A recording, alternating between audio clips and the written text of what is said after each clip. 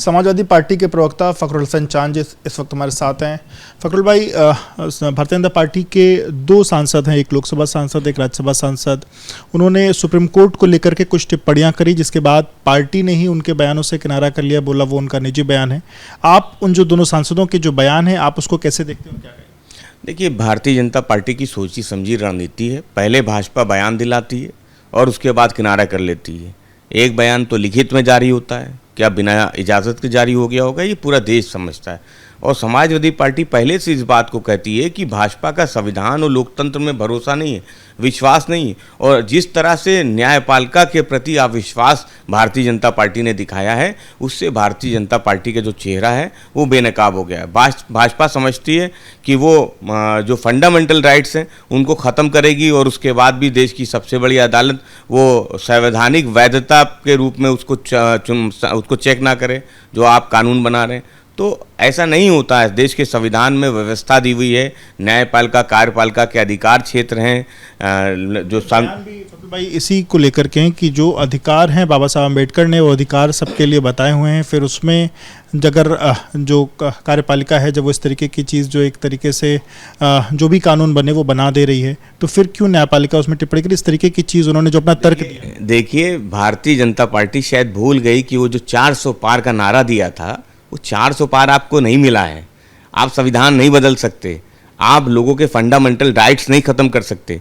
और जब संसद को ये अधिकार है कि वो कानून बनाए, ये सही है, ये संविधान में व्यवस्था दी गई है।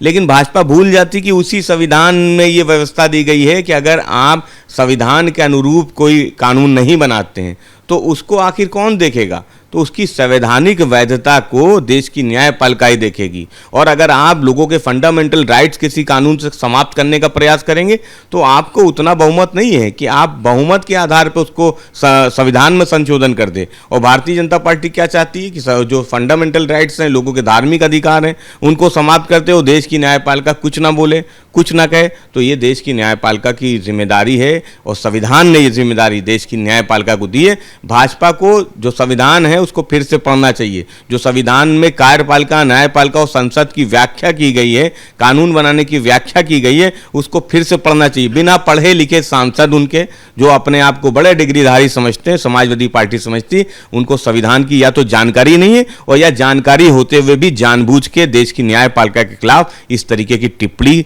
करवाई गई है। भारतीय जनता पार्टी की समाजवादी पार्टी समझती देश की न्यायपालिका को ऐसे लोगों के बयान का स्वतः संज्ञान लेना चाहिए।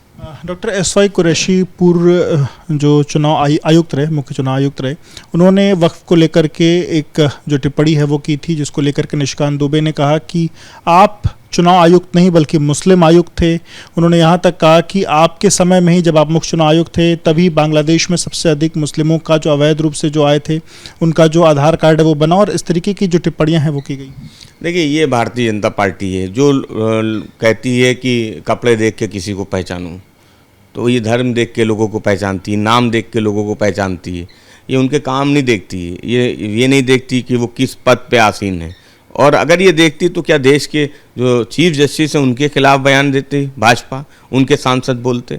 तो सवाल ये है कि भारतीय जनता पार्टी चाहती कि मन विधान से देश चले, तो भाजपा को समाजवादी पार्टी इस बात को स्पष्ट कर देना चाहती है कि देश मन विधान से नहीं संविधान से चलेगा। और भारतीय जनता पार्टी को बाबा साहब का संविधान वो पढ़ना चाहिए।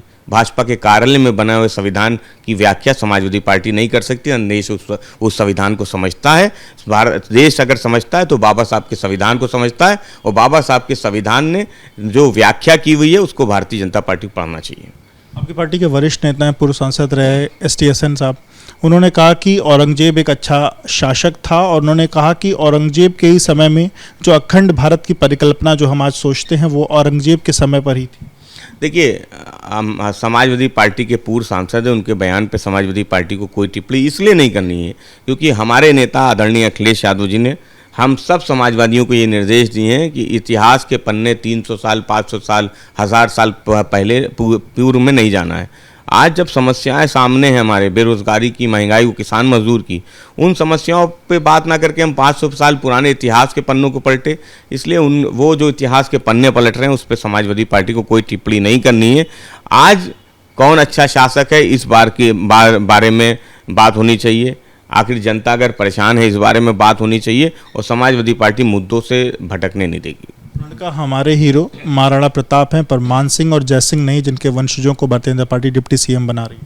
देखिए, हम सबके हीरो महात्मा गांधी जी हैं, हम सबके हीरो बाबा साहब अम्बेडकर हैं और हम सब समाजवादियों के हीरो श्रद्धेय नेताजी मुलायम सिंह यादव जी हैं, हमारे नेता आदरणीय अखिलेश यादव जी हैं।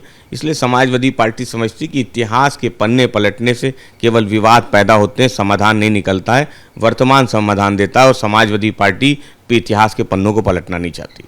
बहुजन समाज पार्टी ने भी आज आप लोग पर टिप्पणी की है। जिस तरीके से पीडीए में डी को आप लोग आगे बढ़ा रहे हैं, दलितों को लेकर के आगे चल रहे हैं, उसमें बहन जी टिप्पणी कर रही हैं और कह रही हैं कि दलितों का कभी भी सम्मान समाजवादी पार्टी में नहीं हुआ और हमेशा शोषण ही होता रहा है। देखिए, आदरणीय मायावती जी के टिप्पणी पे हमें कोई टिप्पणी इसलिए नहीं करनी है क्योंकि बसपा परेशान है। बसपा इसलिए परेशान है क्योंकि समाजवादी पार्टी जो दलित हैं, जो पिछड़े हैं, अल्पसंख्यक किसान मजदूर, उनकी लड़ाई लड़ रही।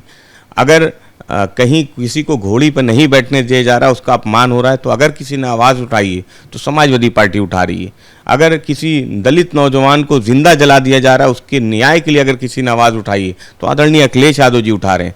हमारे सांसद के घर पे अगर उनके इसलिए कि वो दलित सांसद हैं, उनके घर पे हमला होता है, बुलडोज़र लेके लोग जाते हैं, अगर उसकी लड़ाई कोई लड़ रहा है तो समाजवादी पार्टी लड़ रही। आज जो दलितों की लड़ाई है वो समाजवादी पार्टी लड़ रही है। इसलिए बसपा में बेचैनी बढ़ी है और बसपा कहीं ना कहीं भारतीय जनता पार्टी के साथ खड़ी नजर आती है। वो समाजवादी पार्टी से सवाल ज़रूर पूछती है, लेकिन भाजपा से सवाल नहीं पूछती, सरकार से सवाल नहीं पूछती। तो समाजवादी पार्टी बसपा से कहना चाहती है कि आज सत्ता में भारतीय जनता पार्टी है और दलितों पर जो अत्याचार हो रहे हैं उसके लिए बसपा को भाजपा से सवाल पूछना चाहिए। बहुत शुक्रिया बात करने के लिए। तो आप फखरुल हसन चांद जी को सुन रहे थे, जिन्होंने एबीपी न्यूज़ से अपनी बात रखी। कैमरामैन प्रेम सिंह के साथ Vivek Rai, ABP News Lucknow. For exclusive and insightful videos, subscribe to our new channel ABP Live Premium.